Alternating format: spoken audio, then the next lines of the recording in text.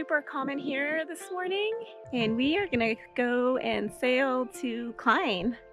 Hopefully we have some good weather. We suspect that even though it's calm in here, that once we get outside of this inlet that the winds will kick up, and we'll probably have to tack our way there as it's right into the wind. But we're excited to see Klein Curacao. We've heard the diving there is great and the beaches are supposed to be absolutely beautiful.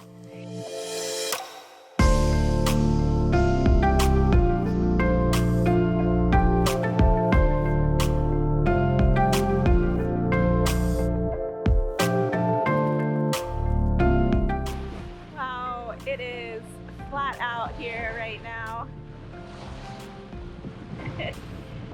I don't think it'll last for long though.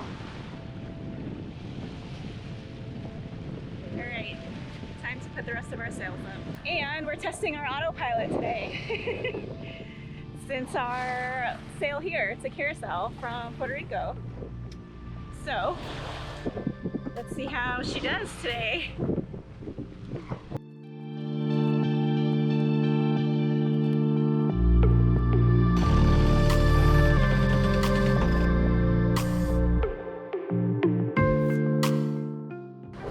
Just skirting along here at 3 knots, not much wind yet. It's only blowing about 9 knots of wind, but the sea state's super calm, so we're pretty happy. We're glad we left super early. We heard from the locals that the way to do it is to get up super early before the winds and seas pick up too much and get on your way. So so far their advice was good. We'll see how rough it gets, how fast, but so far, so good.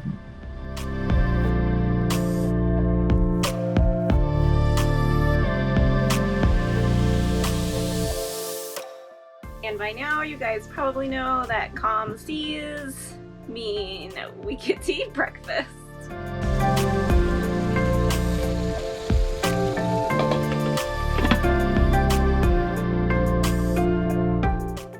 Today we are tacking. All right, you ready, Gary? I'm ready. All right. Since our staysail and our main are self-tacking, all we have to do is the Genoa. And I'm gonna cheat and use the autopilot because it's working today. We need to test the shit out of it. So, once we start to come around into the wind, I'm gonna let this sheet go. When we have our staysail and headsail out, we are able to tack without furling in our headsail. The staysail acts like a shield, and once the boat starts to turn, the headsail slides its way to the other side. But occasionally, we have times when the wind is so light, we have to go forward and give the headsail a little tug to get moving. Not enough wind to tack today.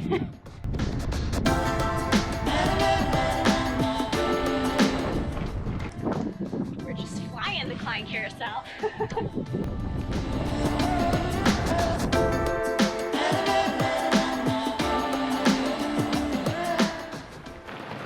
And before long, a little rainstorm blew through.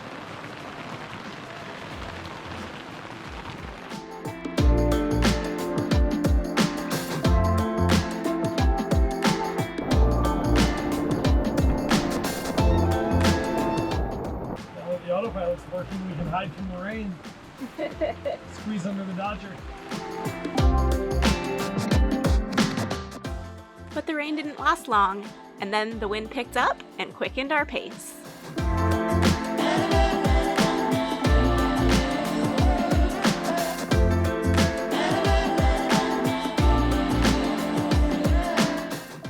The sail to Klein Curacao can be a rough one, because you're sailing close-hauled into 20+ knot winds with building seas. But we left at sunrise to get out here before the winds and seas started to build. And despite having to tack several times, we were able to maintain 6 knots most of the way and had a great 4-hour sail.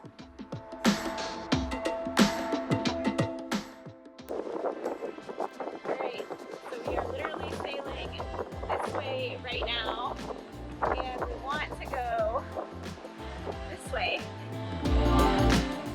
Kind of annoying when we're only about 5 miles away. We're just tacking our way back and forth. started sailing, tacking really annoyed me. Gary would insist on tacking back and forth to get there, while I would have preferred to just start our engine and drive straight into the wind to get there in much less time. Fast forward a year and a half later, I appreciate sailing a bit more and finally realize you never get anywhere fast in a sailboat. We pulled into the mooring fields, put our lines away, and got ready for an adventure.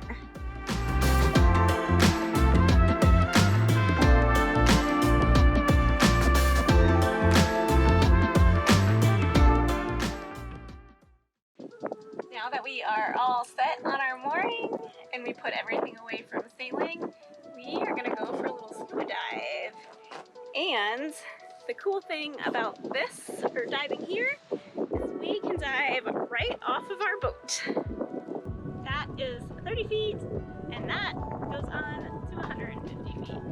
So we're just gonna jump in right here.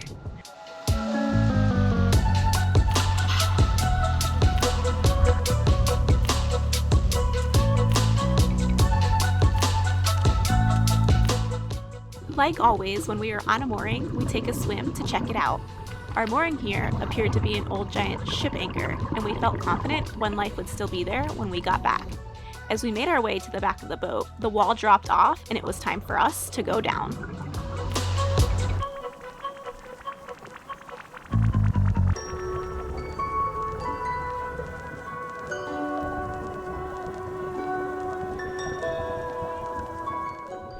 As we got down to about 60 feet, the fish came over to check us out. You can see the coral wall to the left and the deep blue ocean to our right.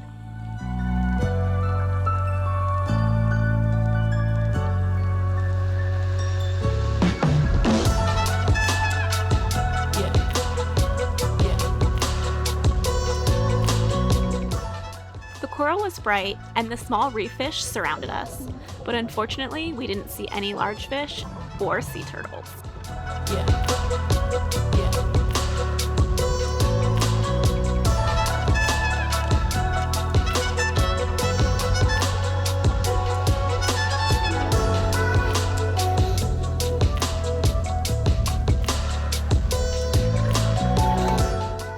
We did our safety stop right below One Life and came up just in time to wash our gear and watch a beautiful sunset. The next day, we slept in and then went to shore to check out the island. It is currently used as a place for charter boats to take day tours full of snorkelers and booze cruisers to swim, relax, and barbecue for the day. But this island is full of much more history to take in. The Dutch West India Company brought many slaves from Africa here, but before these slaves could come ashore in mainland Curacao, the sick were placed in quarantine. The slaves who did not survive were buried here at Klein Curacao.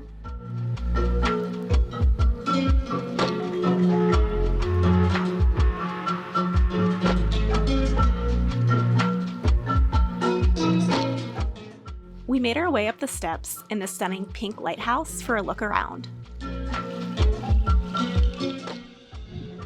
So if you look down this center structure of the stairwell, it's kind of like a chute. And I'm guessing this is where they used to pull the oil bucket up to the light through this little center chute.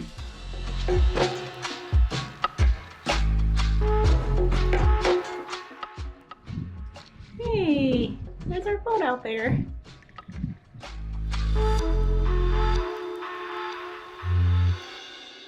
We walked over to the windward side of the island, which is a graveyard for boats that did not stay off the rigid coastline far enough, or possibly lost power and drifted here to their final voyage. This tanker landed ashore in 1988 and is gradually being demolished by the constant pounding waves. A little further down the shoreline, and we see a couple more boats that have been washed ashore. Seeing these boats always gives us an eerie feeling.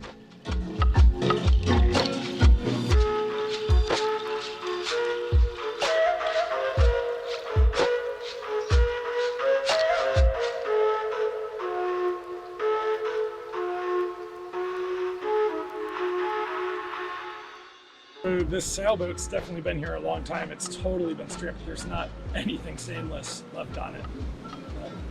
Must be a pretty bad story how it ended up here on the rocks. Reminder of how sketchy it can be out here.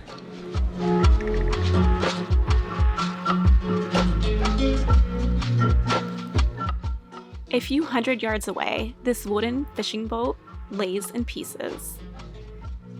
It seems as though this beautiful island is a cemetery for both boats and people alike.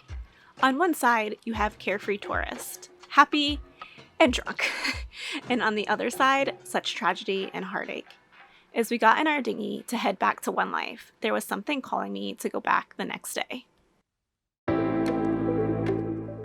We decided to go back at sunrise before the charter boats and beachgoers rolled in. Gary and I both agree that watching the sunrise over this lighthouse was one of the most beautiful sunrises we have ever seen. Following footage captures this island perfectly: the strong lighthouse, the tragic windward side, and the crystal clear water and beaches.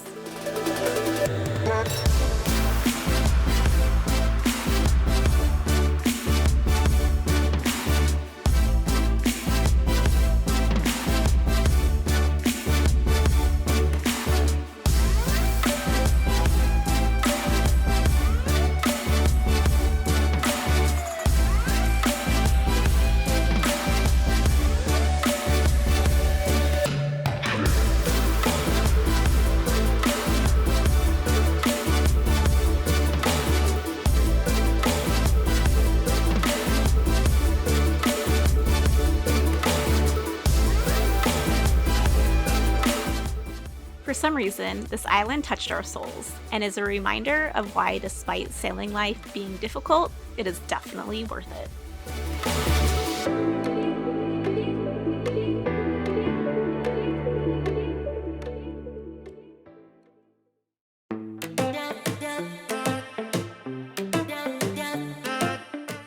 Later that day, we went for another dive. This time, Gary took his pole spear to grab a few lionfish off the reef.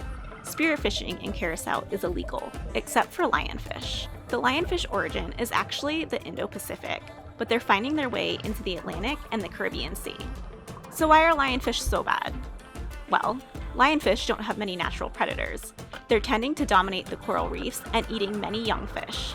They eat anything and everything, and the females lay up to 50,000 eggs every few days.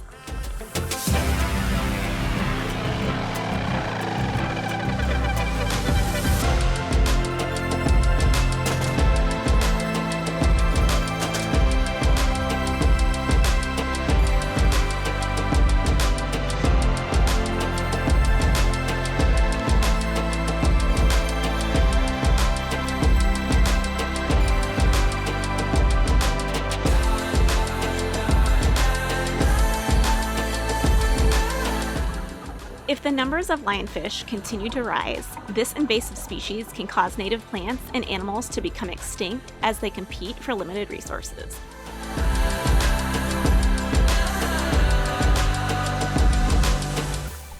Gary was so preoccupied trying to shoot these guys that he needed a little bit of my air on the way back to the boat.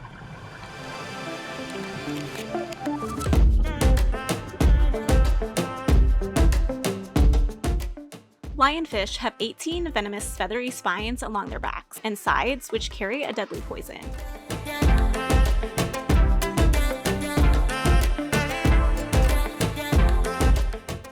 Gary used gloves and scissors to remove these parts, and then gave me the fillets so I could make a delicious dinner.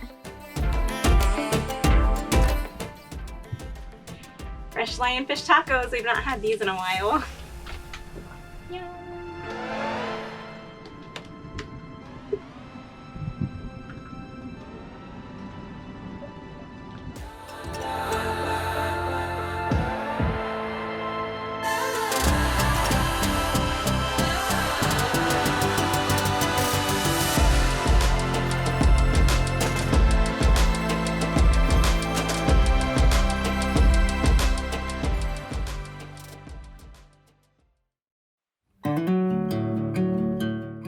So today we will leave Klein Curacao and head back to the mainland.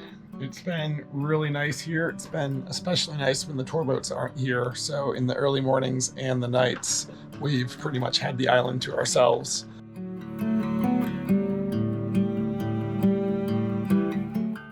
We pulled out our headsail and began our downwind journey back to the mainland.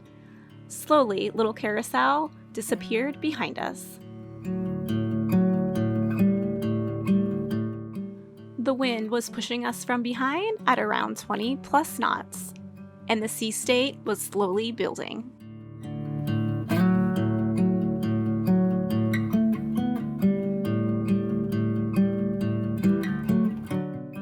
One Life loves downwind sailing, and with a working autopilot, we are big fans as well.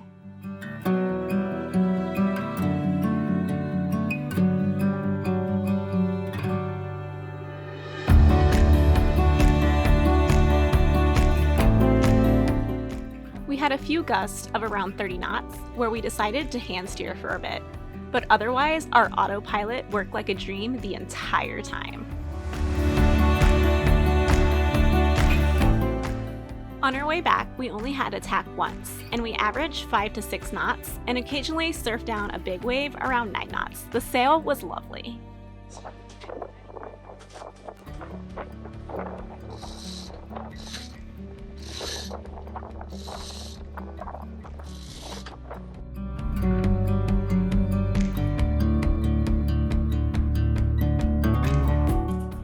As we made our way closer to land, where the depth rose from thousands of feet to just a couple hundred of feet, the waves grew quite a bit.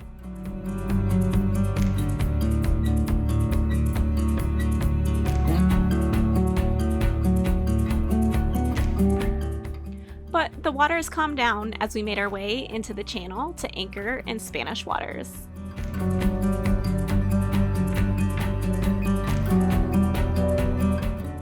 Thanks for watching this episode. We hope you follow along next time as we do a little off-roading and get ready for our next big sail. Cheers, everyone!